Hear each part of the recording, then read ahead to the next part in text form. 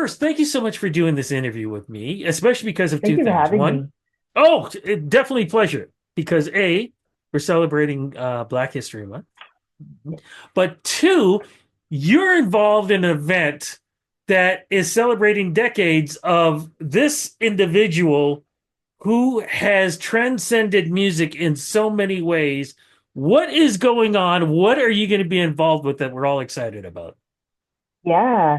So the big event is the 19th annual Bob Marley birthday tribute happening in Toronto on February 8th. All the events every year are special, but I guess this one's extra special. It would have been Bob Marley's 80th birthday this year. So definitely excited to be a part of that with Reggaddiction, the band that I'm a part of and representing here today.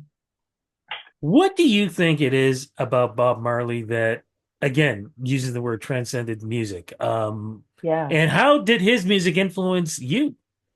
Yeah, great questions. So to answer the first part of that, I would say that, Bob Marley's music, besides the obvious, his music was about unity and love and, standing up for your rights. There was a deeper message there within his music, but there was just something about it that was like spiritual, that was the transcendence part that kind of touched people from all walks of life, from all parts of the world.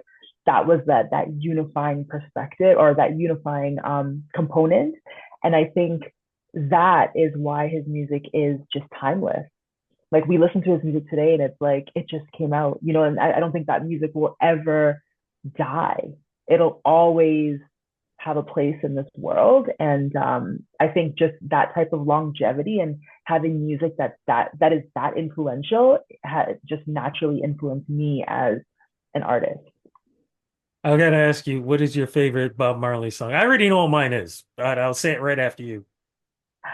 I would say I have so many, but Is Yeah. This Love is definitely one of my favorites. Waiting in Vain. Waiting in Vain. Yeah. Cannot get enough. As soon as I hear that one, two, three, Yeah. I can't get enough of that. How is that night going to work out with who you're with and the other artists? So what can we expect? Do you know?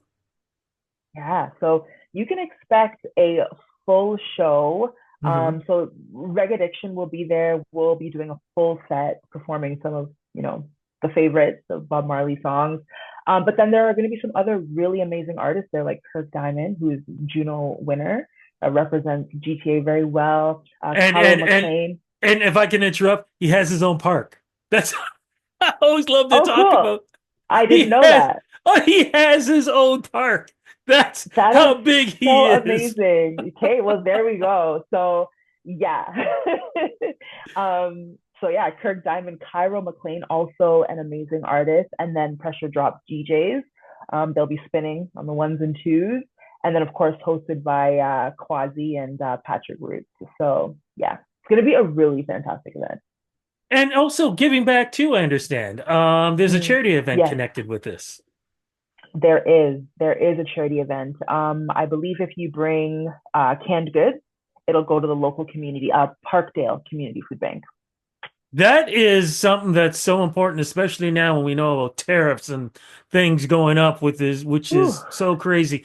Let's talk Yeah, about your band. Talk a little bit about them, origins, how you got involved with them, and of course, being having such an honor to be part of all this. absolutely. So Reggaddiction is a really exciting band out of Toronto, uh, founded a few years back. We are typically we are a 10-piece band.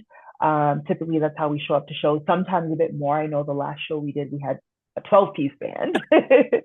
So you get the full reggae experience, horns, percussion, obviously drum and bass, and guitar, rhythm, and then of course your piano. So we are a full-fledged reggae band experience. Like I said, I've been a part of this community now for just about a year now. I've been singing with the band, so definitely exciting. Just a group of really talented, down to earth individuals who just for the love of reggae, hence the name, Reggaddiction. Now I know we're celebrating Bob, but I still have to ask you though, musically for you guys, where do we find your Hmm. music and what like is there an EP out or an album out right now that we can be grooving to as we get to this Yes, big event? absolutely. So the last album that was dropped is Ganja Harvest. Mhm. And that was an ode to Neil Young. So taking some of Neil Young's classics and putting that reggae spin on those songs. So there is a website. I mean, all the songs can be found on all streaming websites, but to learn more about the band or any other specifics or events, reggaddiction.com. Now going back to the show, like you said, you're Mm-hmm. gonna be performing songs, and I don't want to know what the list is and what you're I won't tell performing, you. but I won't be surprised. But how do you put yourself in that mode of, okay, I am now performing these classic songs Yeah. from a timeless artist? Yeah. How do you put justice to the songs, but at the same time, put your spin so people know on how much respect you're putting into the music? That has to be difficult. It is difficult, and there is some pressure there, right? Because I mean, they're Bob Marley songs, like those are classics. People know them. But that's the thing. His music is like literally rooted in love. So I feel like if you are just stepping into that love of the music and really just embodying those lyrics and what you're singing, I feel like it just comes out of you. It just flows out of you, and then the crowd, that love is already there, so the crowd shows up already receptive. And so you just dive right in, and it just becomes this wonderful experience. Just curious, any merch going to be sold from you guys down there that night? Yes, yes, there will be merch for sale. I know that there will be some t-shirts, perhaps some toques, maybe some sweaters. So yeah, it would be awesome to have support. Okay, what about support to y'all and you guys giving back and of course celebrating this musical genius too. Before we go, Yes. what is it you want to say to Mhm. fans who are still maybe debating should I come out to this or not? Why should they come out to this show? They should absolutely come out to this show because it is going to be a night of just celebration. And I think with everything going on in the world, there's nothing more than just being able to celebrate in a very warm environment. And I'm not just saying this because I'm in the band, but I do find, and people have told us that coming out to our shows, there's just good vibes, good energy. And if people are looking for that and they want to enjoy good music and just be in a positive environment, this is the show for you.